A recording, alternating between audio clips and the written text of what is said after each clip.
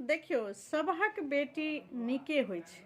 सब माँ बाप अपना बेटी के आँखों पर बैठा के राखे छै और ओहो में जखन बेटी नमहर भ जाय छै ने, और जखन अहाँ बेटी के देख के सोचबे जे एक दिन आब ई बेटी हमर दोसर के घर जेतै, अपने आप आँखि भरि जायत, बुझलिए।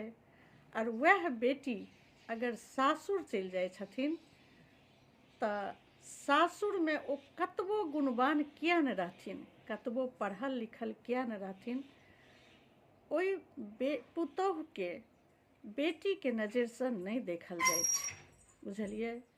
देखियो जहिना अहाँ अपना बेटी के प्रेम से देखे छियै, तहिना पुतहुओ के अगर बेटी के नजर से देखियो ने जे इहो किनको बेटी छियै तऽ कतेक बढ़िया रहतै। पुतोह के बेटिए जकाँ मान सम्मान हेबाक चाही।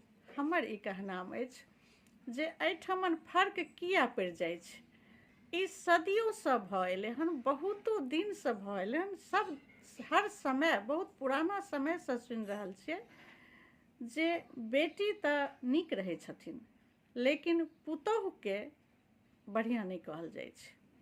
लेकिन वएह जे बेटी छै सएह तऽ पुतोह बनै छै, और जएह पुतोह छियै वएह तऽ ककरो बेटी छियै। तऽ गलती ककर होइ छै? सासुरके लोकके, बुझलिए। जे अहाँ बेटीके नजरिसँ पुतोहके नहीं देखै छियै। अपना बेटी लए तऽ अहाँ चाहबै जे केना कऽ राखी, पलकों पर राखी, लेकिन पुतोहके जरा सा गलती होइ छै तऽ केना हुअ लागै छै?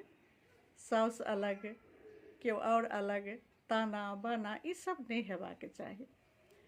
ओहो ककरो बेटी छियै, अहाँके घर आयल छथिन तऽ कनि हुनको मान सम्मान करियौ, बुझलिए।